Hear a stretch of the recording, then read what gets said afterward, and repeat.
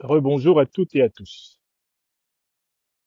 Je voudrais, pendant quelques minutes, faire quelques remarques sur l'évolution de l'actualité internationale. Le 24 juin 2023, le monde entier était secoué par les événements qui se déroulaient en Russie. On nous informait que le chef de la société militaire privée Wagner, Evgeny Prigojine, avait décidé de faire un coup d'État, avait pris la ville de Rostov et se préparait à prendre la ville de Moscou, capitale de la Fédération de Russie, où, nous disait-on dans les médias occidentaux, Vladimir Vladimirovitch Poutine, président de la Fédération de Russie, s'était enfui précipitamment dans un avion vers Saint-Pétersbourg pour sauver sa vie. Ce samedi 24 juin 2023, nous disions déjà à tous nos amis internautes sur les réseaux sociaux que pour notre part, nous n'étions pas convaincus de l'hypothèse d'un coup d'État en Russie et que nous étions plutôt convaincus, comme nous allions le démontrer dans une conférence qui fera date, nous étions plutôt convaincus qu'il s'agissait de ce qu'on appelle dans la langue russe une maskirovka. La maskirovka, c'est-à-dire une manœuvre intelligente et trompeuse conduite par le grand maître du Kremlin, Vladimir Vladimirovitch Poutine, et l'ensemble de ses alliés sûrs, dont Evgeny Prigojine, chef de la société militaire privée Wagner, je soutenais qu'il s'agissait d'une manœuvre ayant pour but de piéger leurs ennemis intérieurs et extérieurs communs. Une maskirovka. Je dois dire que vous n'avez pas manqué de voir tous les grands spécialistes des chaînes de télévision de France, de Navarre et d'Occident fêter dans la première moitié de la journée du samedi 24 juin la chute de Poutine sur LCI TV, BFM TV, France 24 et sur plusieurs médias, grands médias mainstream d'Occident, on décrivait la progression de Prigojine vers Moscou avec beaucoup d'espérance. On annonçait la chute imminente de Moscou et la fin du régime de Vladimir Poutine. J'ai même pu lire des dépêches de la diplomatie américaine qui annonçaient lever d'ores et déjà les sanctions qui pesaient contre la société militaire privée Wagner, précisément parce que celle-ci désormais était devenue, nous disait-on, une alliée de l'Ukraine, une alliée de l'Occident, et allait atteindre l'objectif stratégique majeur de renverser Poutine et d'instaurer un régime pro-occidental à Moscou. Vous avez tous suivi ces spécialistes pompeux sur ces médias pendant cette journée de samedi 24 juin 2023. Nous, à la tête de l'Institut de l'Afrique des libertés, une structure animée par votre serviteur et comprenant plus de 30 analystes politiques disséminés sur tous les continents de la planète, nous avions soutenu sereinement et tranquillement que cette manœuvre stratégique avait pour but, une fois de plus, manifestement pour la puissance russe, de purger ses ennemis intérieurs et de tromper, de détourner et de distraire ses ennemis extérieurs, entendez par là la coalition de l'OTAN.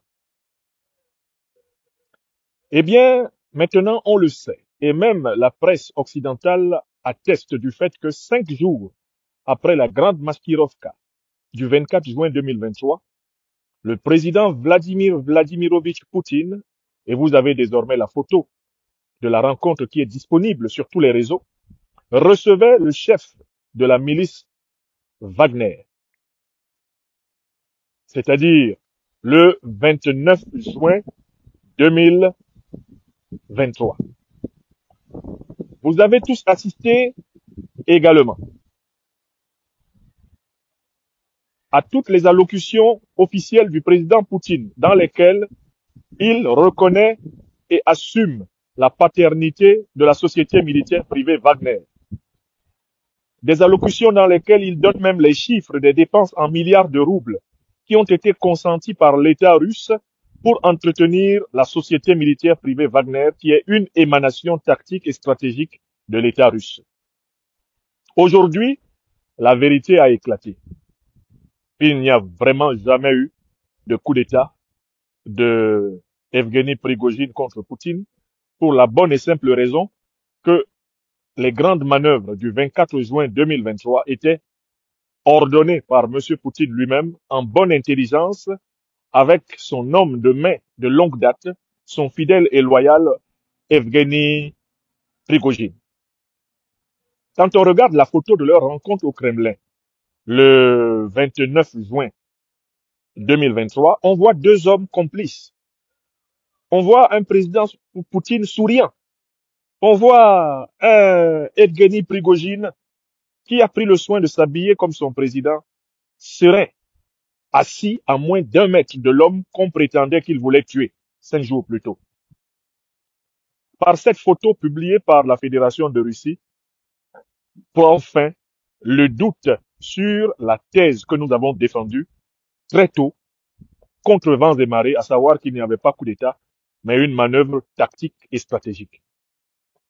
Cette manœuvre tactique et stratégique a permis à la Fédération de Russie de repositionner à l'intérieur de l'armée russe les unités combattantes de la milice Wagner, mais également de repositionner Wagner à 100 km de la capitale ukrainienne Kiev, puisque désormais Wagner est officiellement installé en République de Biélorussie, laquelle République de Biélorussie a d'ores et déjà été dotée par la Fédération de Russie d'armes nucléaires, le tout ayant pour but de répondre à l'avancée de l'infrastructure tactique et stratégique de l'OTAN dans tous les États baltes, dans les anciens États de l'Union des républiques socialistes soviétiques, aux portes de la Fédération de Russie actuelle.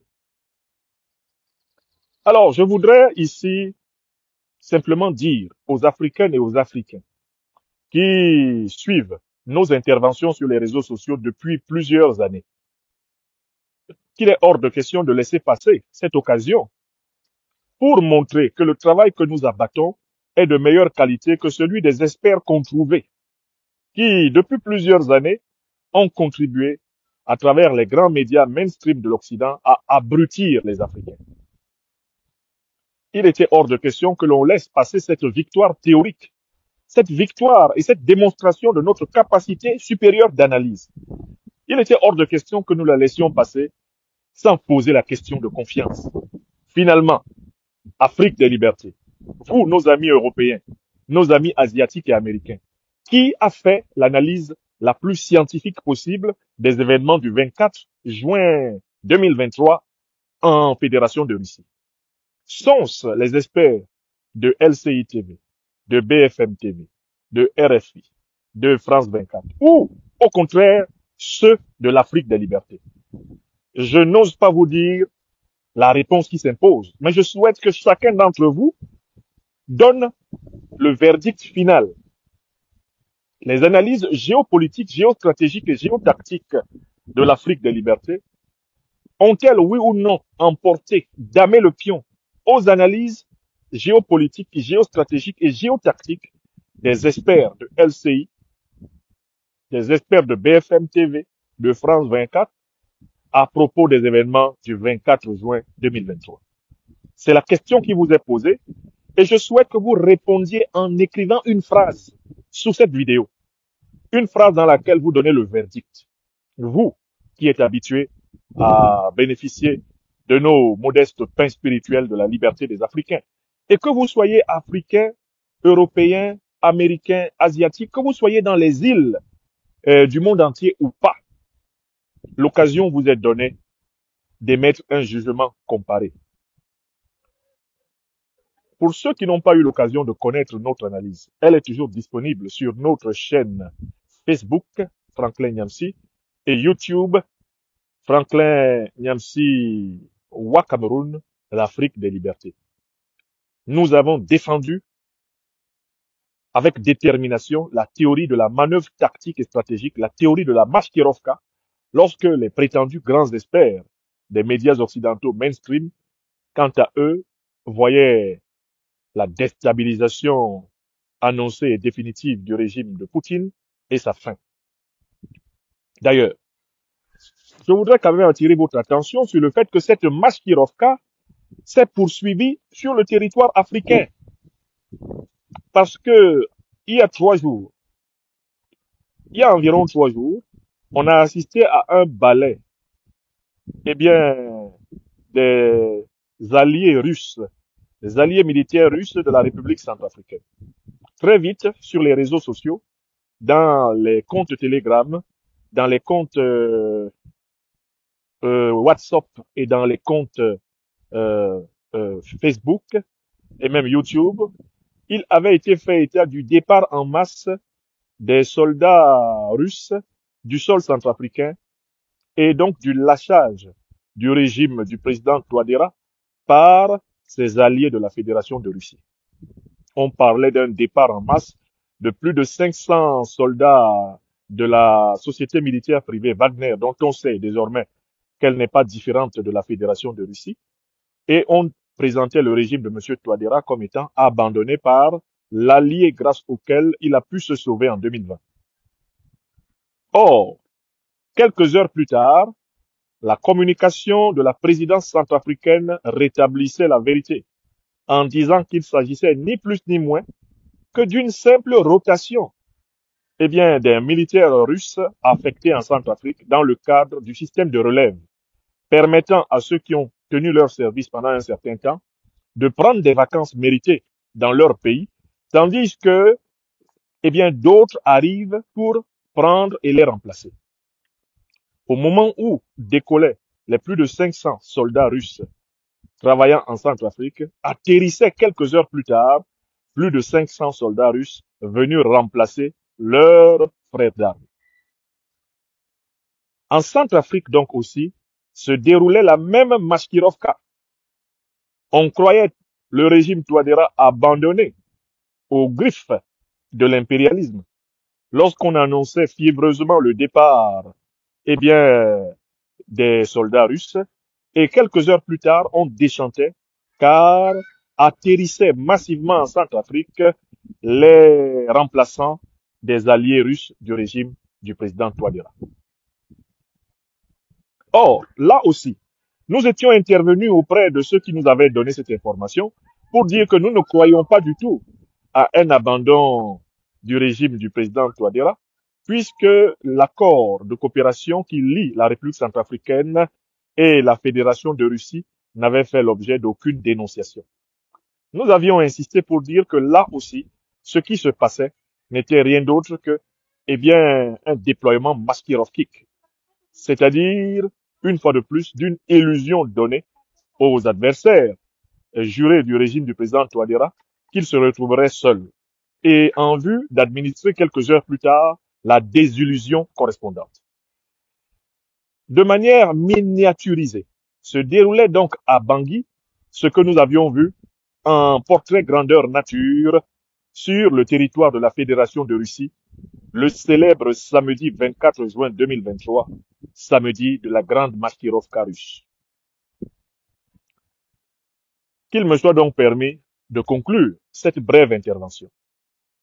Selon vos propres commentaires, selon votre propre opinion dominante sous cette vidéo, l'Afrique des libertés a vu plus clair dans la Maskirovka russe que les experts qu'on trouvait précipités, les experts si vite désignés, des chaînes mainstream de l'Occident.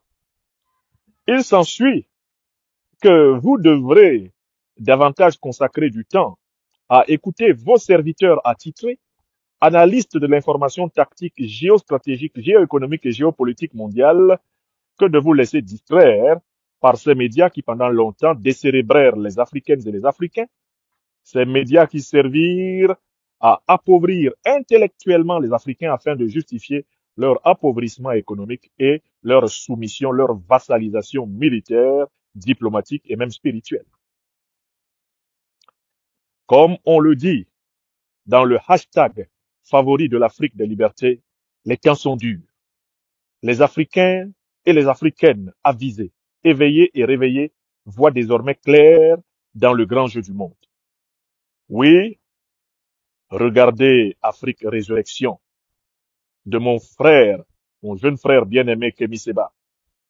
Regardez Afrique Média pour ce qui concerne la géopolitique internationale. Regardez Vox Africa pour ce qui concerne la géopolitique internationale.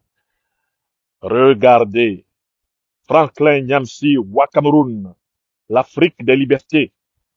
Regardez Franklin Nyamsi Facebook et vous en apprendrez davantage sur le destin. Regardez, suivez Nathalie Yamb, notre sœur bien-aimée. Suivez le leadership militant panafricaniste. Suivez Konaré, suivez Egunti Benzin. Écoutez ces voix qui pendant très longtemps ont été considérées comme des marginales et qui sont désormais au cœur de la révélation de la vérité africaine de notre temps. Il ne s'agit pas pour moi ici de tirer de près ou de loin la couverture vers moi comme individu.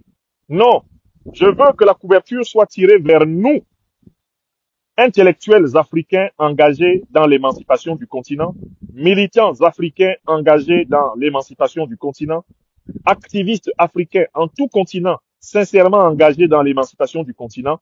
C'est nous qui devons être la source fondamentale du sens des événements pour les intérêts souverains. Suivez l'ORTM, la radio-télévision du Mali. Suivez la RTB, la radio-télévision du Burkina Faso.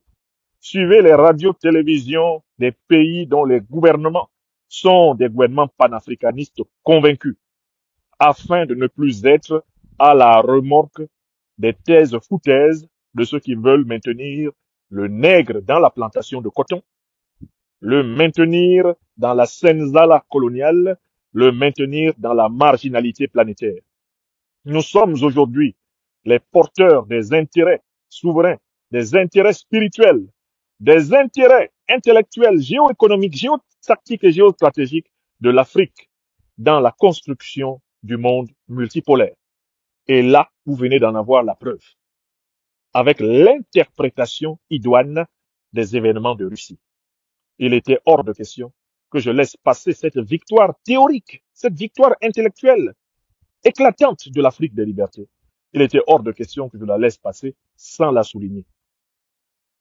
Car en effet, on comprend mieux ceux qui nous proposent, eh bien, des analyses éclairantes quand on se souvient de chacune des victoires magistrales qu'ils emportent sur le camp ennemi.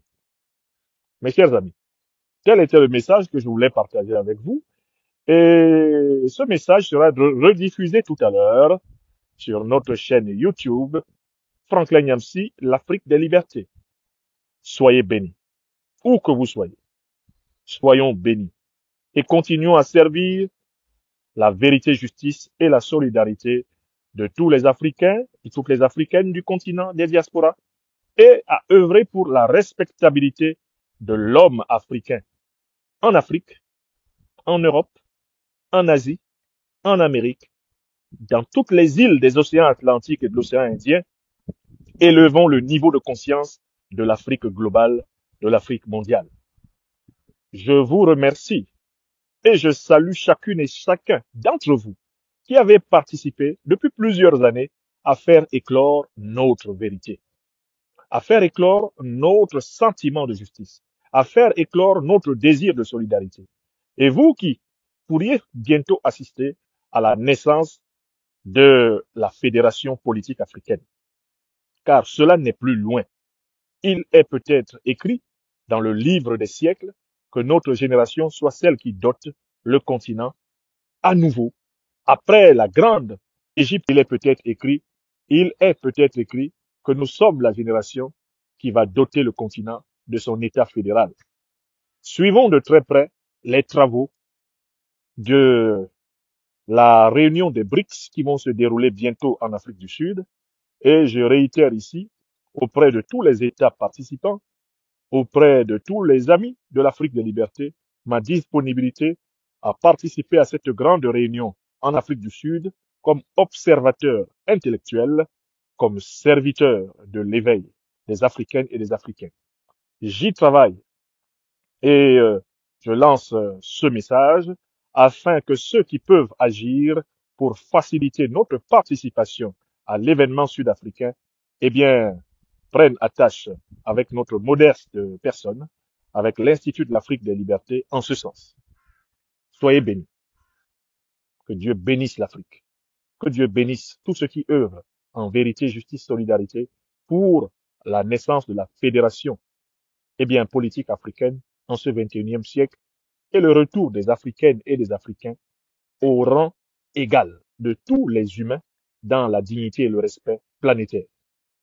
Ainsi soit-il. Ainsi soit-il. Ainsi soit-il.